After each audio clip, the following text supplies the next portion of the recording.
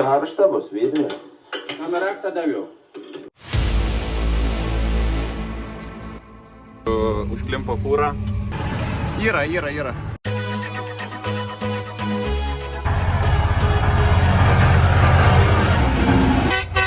Sveiki publika, šiandien gavom ryte šiek tiek šaltuko, tai dabar nusimetu džesybų į rulonų šakes, užsimetu kaušą, važiuoju prasilygint tos aikštutės, kur rulonus kraunam, nes po naujų metų nežinom, kokie orai bus, jeigu pašalę bus, tai nereikės kratytis per tas buzynės. Vakar džesybui dar kraunant rulonus buvo šakė, vienu žodžiu, išlūža. Ten va, iš tos vietos čia padaryta iš žalio metalo. Tai silpnas tos vietos reikės. Nu tai dabar dar suvyrinau taip laikinai, bet tai tas laikinai tai ir laikys, man atrodo, dar nemažai. Šiaip reiktų ten sustiprinimus dėti ir būtų viskas ledas. Nu dabar turim situaciją tikrai nekokią. Jau yra vėžas vos ne iki kelio. Tai buza šiek tiek patraukta, turėtų neblogai lygintis. Žiūrim, ką išeis padaryti ir tikimės geriausia. Realiai daug tos buzos didelis sluoksnis, tai atrodė pašalinę blogai, porą laipsnių yra, bet labai greitai pravažiuoji su džesybu ir jausminga, kur gilios vėžas, tai nieko gero nepasidarė. Šiaip dabar pašaltų dar kartą reiktų atliekti, bet nėra čia ką žaisnis čia. Neaišku, koks vėl bus oras, greičiausiai vėl bus pliurza ir dar labiau makosis negu dabar makojas. Tai su kirovietu irgi neblogai pasistumėjom į priekį, surinkom visų 4 ratų stabdžius, jau juos išbandėm, viskas veikia, puikiai stabdo. Persirinkom hidraulio cilindrus, reiks dabar įsiardyti vairo cilindrus, nes yra ant pirštų laisvumo ir į vieną pusę susukus vis tiek vairas sukasi, persipilinėja cilindruose tepalas. Tai irgi reikės juos persiremontuoti. Žinoma, buvo ratai nuimti, galėjom išsiimti juos, bet ganėtinai pavojinga buvo juos išiminėti, nes visas kyravas buvo pastatytas, be ratų, pastatytas ant kaladžių, tai galėjo tiesiog nuversti. Tai nerizikavom, dabar įsiardysim, susitvarkysim. Starterį padarėm, kad iš pirmą kartą įmuštų bendeksą, nes būdavo iš kelintą kartą. Dar visokių dalykėlių apsitvarkėm, įsidėjom siurblį, čia tepalas spaudimą užkelia prieš kuriant. Sparnuotę susiremontavom, vakar visą kyravą nuploviau, tai dabar gan švarus. Dar reikės čia šlangas pasidaryti, į galą nusivest naujas su laikikliais, kad būtų patogu. Dėžė apsiplovė, viskas apsiplovė, reikia šveistis, gruntuoti ir nudažyti. Paprasčiausiai mūsų galva atrodo, kad visiškai neapsimoka tokio traktoriaus daryti iki visišką idealumą, nes jisai turi būti techniškai tvarkingas ir atlikti savo darbą, o nestovėti muziejai. Plius dar yra daug technikos, kurią irgi reikia suremontuoti, padaryti techniškai tvarkingus. Tai tiesiog padarom tas, kas yra reikalinga ir kimbam prie kitų darbų.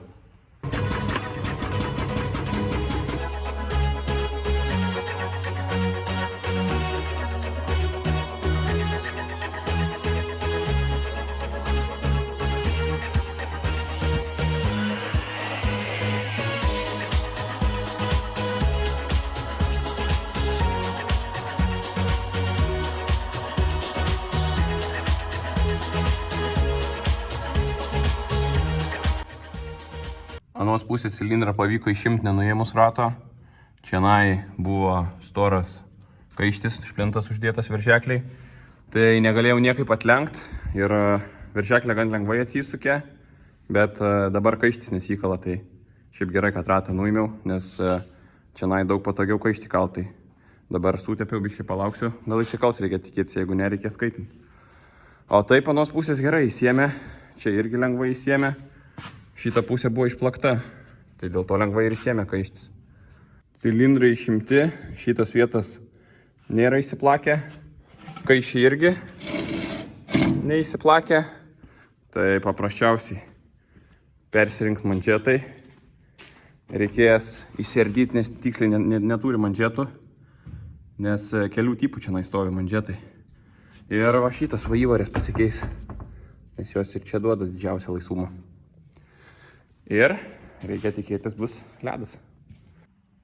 Šiek tiek pabandžiau pašveist, tai iš tikro taip ir darysiu visą traktorių.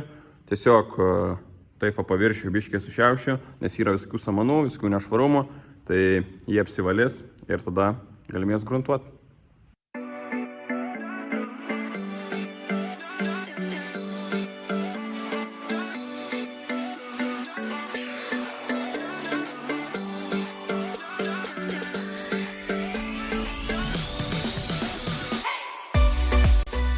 Su šveitimu iš tikro yra nemažai žaidimo, bet pabiškelį pasidarys. Dar prasiardžiau cilindrus, kad žinot, kokių salnikų reikia. Tai vienu žodžiu šitam tai jau visiškai ragas labai gerai, kad įsiardė. Čia greičiausiai ir perpilinėdavo per šitą tepalą. Anas dar pusė velnio, bet čia jau gerai šitie stipresni manžetai sudėti ištekinta. Tai dabar žinosim, kokį komplektą nusipirkti ir persirinkti reikės. O štokai tai ganėtinai geri.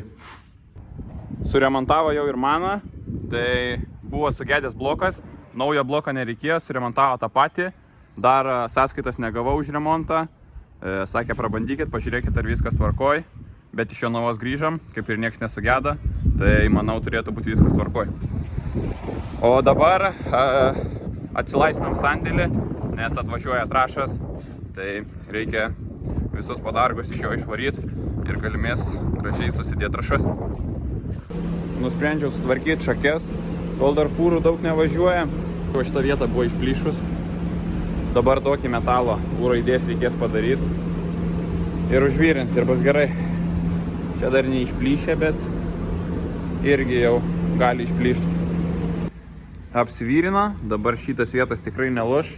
Aišku, kažkur kitur luš. Aš nesuprantu, mes palyginus nedaug tų rulonų kraunam, bet tie gyvulininkai tai turėtų tvarkyti ir tvarkyti, nebent kažkokios kokybiškesnės būna.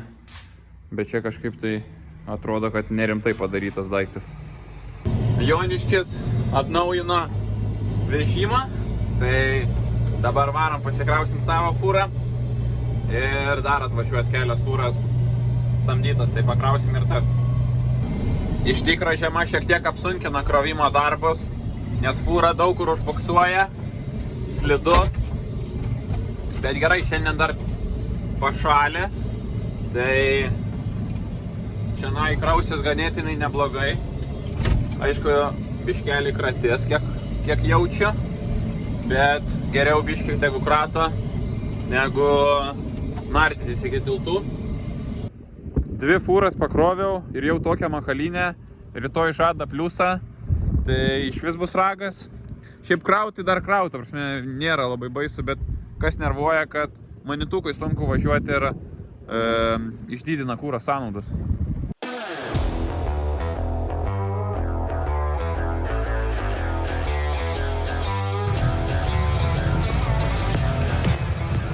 Žiemos linksmybės tęsiasi. Pakrovimo vietai užklimpo fūrą, tai bandysim traukti. Virvė labai sušalus, tai sunku buvo susisukti, laukia gulėja. Reikia tikėti paimti.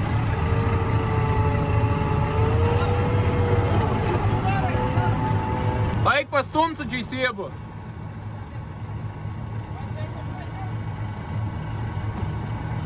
Gali būt, kad oro nėra.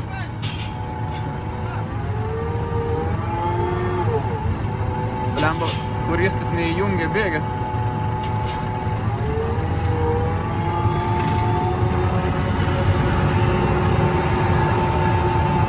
Op, stojam. Eikė su džeisėbu. Bandysim dar su džeisėbu pastumt, blemba. Situacija durna, fendas irgi ant ledo stovi, tai neturi gerą skibimo. Reiktų dar vieno žmogaus, kad padiriguotų.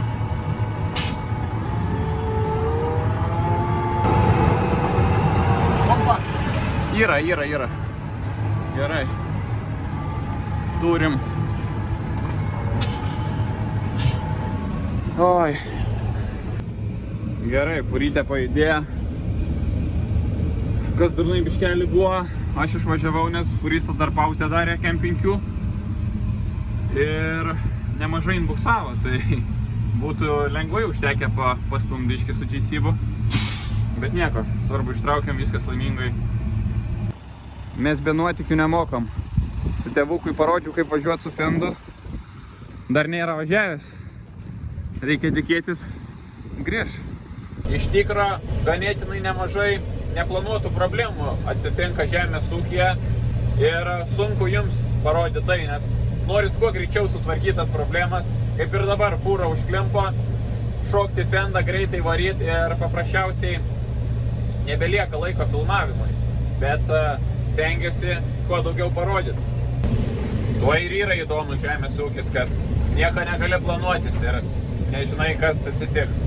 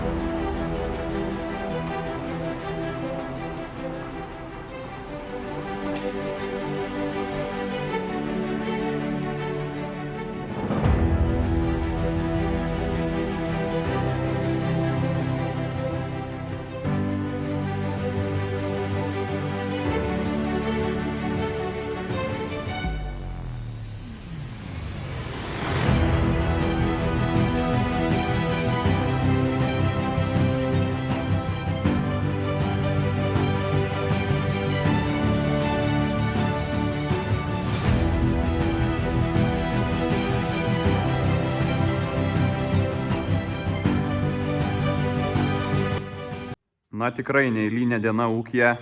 Kyravas yra techniškai tvarkingiausia stovė per visą tą laiką, kol buvo pas mus ūkyje. Iš pradžių, kai pradėjom remontuoti šitą žvėrį, nebuvo minčių apie dažymą, gruntavimą, apie visą estetiką. Galvojom sutvarkyti tik tai techniškai reikalingus dalykus, tokius kaip stabdžius, vairavimą, hidraulį, sparnuotę, starterį, bet iš tikrųjų, kaip sakoma, apetitas kyla tik be valdomų. Tai pakrapštėm porą smulkmenų, žiūrim, kad visai neblogai sekasi, tai nusprendėm gruntuoti, dažyti. Nu ir aišku, kai viską padarėm, tai dabar širdžiai ir akiai vaizdas tikrai geras. Remontuojant, supratau, kad tie žmonės, kurie restauruoja mašinas, ar tuos pačius traktorius, turi begalinę kantrybę. Nes kartais atrodo, kad ir paprasti dalykai, tokie kaip stiklo pakelimas, bet užtrunka visą dieną. Tai mažas smulkmenas, kurios atrodo, kad nepadarai didelio darbo, bet iš tikro reikalauja daug laiko. Iš tikro dažymas neapsėja be nuotykių, tai norint, kad Kyravas taip atrodytų, teko paaukoti plaukus, dažiau be kepurės, užsidėjęs respiratorių, tai plaukai sulipo. Be abejo, garažas irgi biškelį geltonas, bet svarbu, vaizdas geras. Dėl plaukų nesinervuoju, jie greitai ataugs, o Kyravas išliks tikrai ilgai gražus. Dar šiek tiek kalbant apie šio traktoriaus istoriją, tai jisai mūsų ūkiai atsirado 2090 metais, atsimenu kaip šiandien, nors man buvo tik 5 metai, bet laukia -17, vėjas, sniego pusę metro, važiavam jo parsivaryti. Karterį tepalas šaltas, akumai irgi ne pirmos jaunystės, tai sunkiai pavyko jį užkurt. Na, bet užkūrėm. Ir paskui buvo problema, kad neradom pagreitintojo. Tai teko 50 km parvažiuoti apie 10 km greičiu.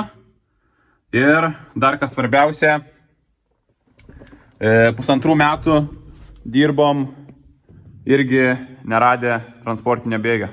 Kaip ir atrodo juokinga neras transportinę bėgę, bet iš tikrųjų galvojam, kad subirėjus yra greičių dėžė ir jis važiuoja tik darbiniu. Labai daug kas galvoja, kad šie varikliai yra neekonomiški ir apskritai šis traktorius yra neekonomiškas ir naudoja daug degalų. Bet tie, kas taip galvoja, tai labai klysta. Iš tikrųjų šis traktorius yra tikrai ekonomiškas ir ne vieną vakarietį deda į šoną. Priklauso aišku nuo darbų, bet jeigu žiūrint Arime, kaip anksčiau buvo populiaru art, tai Arime tikrai statydavo į vietą ne vieną vakarietį. Visiems labai įdomu, kągi aš darysiu su šiuo traktoriu, tai iš tikro dirbsiu tuos pačius žemės ūkio darbus, kokius ir dirbau su juo. Tai tie darbai, kurie nereikalauja tikslumo, toks kaip lyginimas, važiavimas su giluminiu, priekabos patempimas ar tų pačių fūrų ištraukimas, kaip dabar matėt, važiavau su Fendu, puikiai galėjau tai atlikti su šiuo gražuoliu. Tai iš tikro tikrai dar nestatysim kaip atsiminimą, dar kažkiek tai su juo judėsim. Kalbant apie prisiminimus, tai iš tikro visus kviečiu pažiūrėti, koks aš kiravystas buvau prieš 14-13 metų. Prisiminimų šitam traktoriui tikrai yra daug ir tikrai yra gerų. Man čia kakota paremimas, ne? Ko? Iškrytis. Да, Ира. Čia galiu. Babutė jau paaiškinai, kur bėgiai kokie.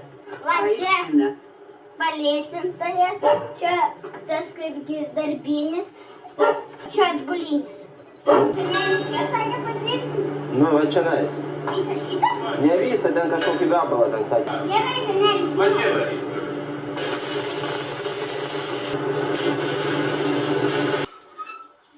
Nu, noriu ne jiems raktą. Karšta bus, vidinė. Man raktą daviau.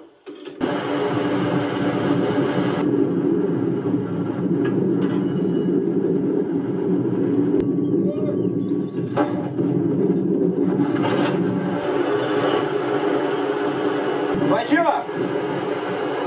Gazą iki paduok!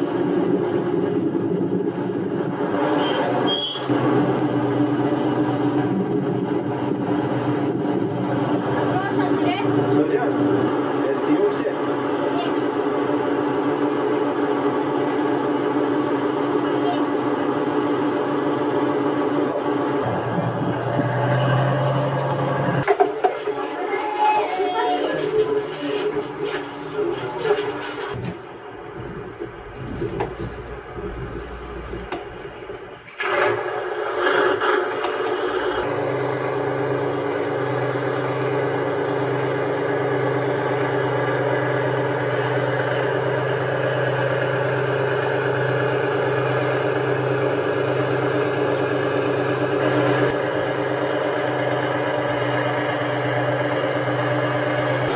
Sakam, gal pasiekia? Nuvažiuosi? Nu, kaip nori, tai važiuok tada.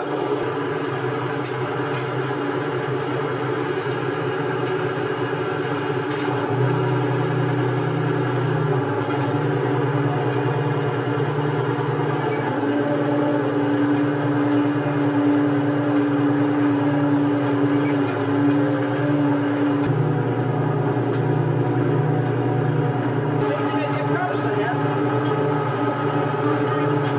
Lenda per traukti.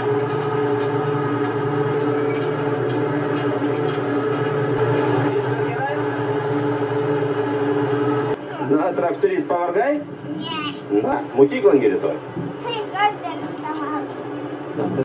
Na, svarbiausia, kad kirave nepavargau ir kitą rytą į mokyklą nepavėlavau.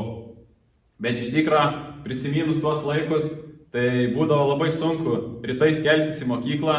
Atskelt nebūdavo sunku, bet būdavo sunku žiūrėti, kaip visa ūkio chebra, visi darbininkai ruošia žirgus į laukus, pilasi kūrą, žiūri tepalus, aš turėdavau eiti į mokyklą.